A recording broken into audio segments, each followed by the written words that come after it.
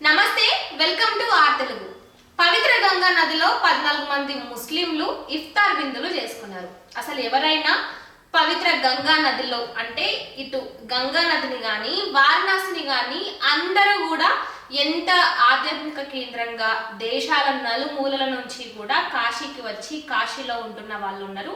ఆ నీళ్ళను నెత్తిన చల్లుకుంటే చాలు ఎంత పుణ్యమో అని హిందువులు అంతగా భావిస్తారు. మరి అలాంటి గంగా నదిలో బోట్ మీద 14 మంది ముస్లింలు ఇఫ్తార్ విందులు చేసుకున్నారు, నాన్ వెజ్ తినుకుంటా.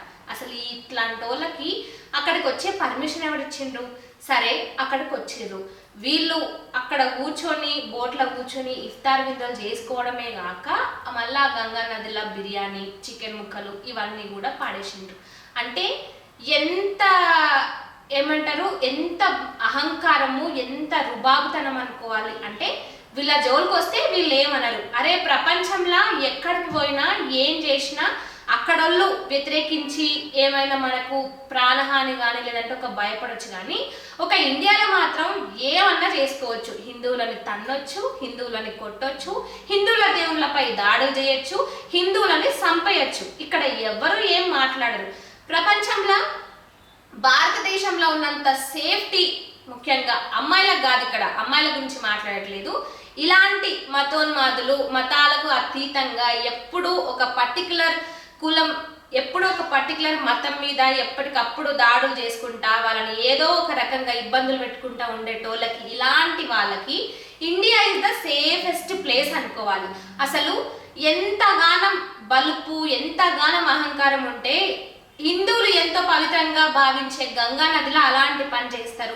అలాంటి పని చేయడమే కాకుండా మళ్ళీ దానికి సంబంధించి వీడియోలు, ఆ వీడియోలో కూడా ఎంత హుందాగా రుబాబుగా తినుకుంటూ తాగుకుంటూ మాట్లాడుతున్నారు. ఆ వీడియోలలో ఏవైతే ఈ పవిత్ర గంగా నదిలో బోట్ల వాళ్ళు ఇఫ్తార్ విందులు చేసుకుంటున్నారో అలాంటివి.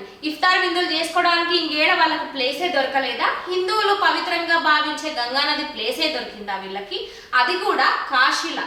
కాశీని ఎంత గొప్ప ఆధ్యాత్మిక కేంద్రంగా హిందువులు భావిస్తారో అక్కడి దేవుణ్ణి కానీ కేవలం హిందువులే కాదు, దేశ నలుమూలల నుంచి, ప్రపంచంలో వేరే వేరే దేశాల నుంచి కూడా కాశీకి వచ్చి కాశీలో తిరుగుతూ కాశీ దేవుణ్ణి తలుచుకుంటూ అక్కడ ఎంతో మంది కూడా ఎంతో గొప్పగా బతుకుతున్నారు. మరి అలాంటి కాశీలో ఇలాంటి పనులు చేయడానికి అసలు వీళ్ళకు మనసు ఎట్లా వచ్చింది? అంటే వీళ్ళు ఏం ఆశిస్తున్నారు? వీళ్ళు ఏం చేసినా పట్టించుకోరు. హిందువులని ఏమన్నా వీళ్ళు అసలు ఏం మాట్లాడరు, వీళ్ళు సైలెంట్గా ఉంటారు, వీళ్ళని ఏమన్నా చేయొచ్చు అనే ఒక రుబాబ్ అనుకోవచ్చా? ఇంకొంతమంది ఏం మాట్లాడుతున్నారు, సో కాల్డ్ సెక్యులర్లు, అసలు గంగా నదిలో మనుషుల అస్థికలనే కలుపుతారు, ఎంతో పొల్యూట్ అవుతున్న వాటర్, అవి ఇండస్ట్రీ వేస్టేజ్ వస్తుంది, అదేవిధంగా అస్థికలు కూడా కలుపుతున్నారు, అందులో చికెన్ ముక్కలు వేస్తే తప్పేముంది, బిర్యానీని వాడేస్తే తప్పేముందని మాట్లాడుతున్నారు. మాట్లాడడానికి కొంచెమైనా ఇంగిత జ్ఞానం అనేది ఉండాలి. అదే ఒక మసీద్ ఇట్లా చేస్తే ఊకుంటారా?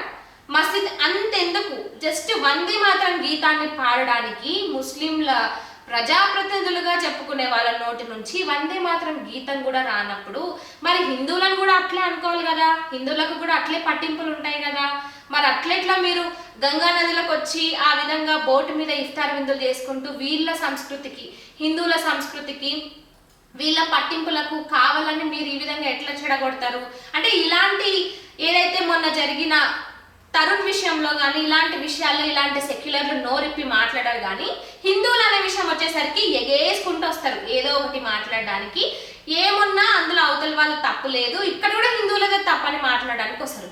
మళ్ళీ ఈ మోతవార్ల మీద కేసు పెట్టి లోపలేసిందంట. ఇట్లాంటి వాళ్ళని కేసు పెట్టి లోపలేయడం కాదు, అదే గంగా నదిలో ముంచి చంపేయాలి. అట్లా చేస్తేనే అవతల వాళ్ళ మతాల జోలికి పోవద్దు. మన మతాన్ని మనం ఎంత గౌరవిస్తామో అవతల వాళ్ళ మతం కూడా వాళ్ళు అంతే విధంగా గౌరవిస్తారు, మనం కూడా అదే విధంగా గౌరవించాలనే ఒక బుద్ధి అనేది వస్తుంది. ఇన్ని జరిగినా దేశంలో హిందూ దేవుల మీద దాడులు చేసినా, హిందువులని చంపినా, హిందువులకు సంబంధించి ఎంతో పవిత్రంగా భావించిన ఇలాంటి వాటిని కలుషితం చేయాలని ఇంత ట్రై చేసి ఇంత ఇది చేస్తున్నా కూడా ఇప్పటి వరకు ఇటు ప్రభుత్వం కానీ లేదంటే ఎంతో మంది ఇటు ముఖ్యంగా హిందూ మతానికి సంబంధించిన వాళ్ళు కానీ ఎవరెవరో పెద్ద పెద్ద నాయకులు వాళ్ళు వీళ్ళు ఎందుకు ముందరకు వచ్చి దీని గురించి మాట్లాడరు? ఎంతసేపు ఒక పార్టీకి మాత్రమే ముడిగడతారు కానీ ఇది దీని గురించి మాట్లాడడానికి అందరికీ అవసరం ఉంది కదా. మొన్న ఏడనో కమేని చచ్చిపోతే ఇక్కడ ఉన్న ముస్లింలందరూ కొంతమంది ముస్లింలందరూ బోరున ఏడ్చిండ్రు. మరి అప్పుడు బయటకు వచ్చి మాట్లాడిండ్రు. మరి మొన్న ఈ తరుణ్ విషయంలో ఎందుకు మాట్లాడలేకపోయారు? ఇప్పుడు ఈ రోజు జరిగిన దానిపైన ఎందుకు మాట్లాడలేకపోయారు? సరే ముస్లింలు అంటే పక్కకు పెట్టు, ఇటు సెక్యులర్లు, మేము సెక్యులర్లము, మేము సోకాల్డ్ సెక్యులర్లము, మేము అందరము ఈక్వల్, ఆల్ ఆర్ ఈక్వల్ అని మాట్లాడేటోళ్ళు ముస్లింల విషయానికి వచ్చేసరికి వాళ్ళు మైనారిటీస్, వాళ్ళ విషయంలో అట్లుండొద్దు ఇట్లుండొద్దు అని ఎగేసుకుంటూ మాట్లాడతారు. మరి హిందువుల విషయానికి వచ్చేసరికి ఎందుకు ఇంత మీకు విభేదాలు? అంటే వీళ్ళు మనుషులు కాదా? వీళ్ళ మతం మతం కాదా? వీళ్ళ దేవుళ్ళు దేవుళ్ళు కాదా? అంటే ఇంతగానం ఇన్ఈక్వాలిటీ ఎందుకు? ఒకరి విషయంలో ఒకరిలాగా, ఇంకొకరి విషయంలో ఇంకొకరిలాగా, ఇలాంటి వాళ్ళు ఇంకా ఉన్నారు కాబట్టే ఇన్ని ఘోరాలు, ఇన్ని నేరాలు, ఇన్ని దారుణాలు జరుగుతున్నాయి. ఇలాంటి వాళ్ళని ఏం చేస్తే మంచిగా ఉంటుంది? అంటే ఇలా హిందూ సాంప్రదాయాన్ని వ్యతిరేకిస్తూ, కించపరుచుతూ, ఇలాంటి పనులు చేస్తూ హిందువుల మనోభావాలను దెబ్బతీసే వాళ్ళకి ఏం చేస్తే కరెక్ట్గా ఉంటుందో మీరేమనుకుంటున్నారో కామెంట్ రూపంలో చెప్పండి.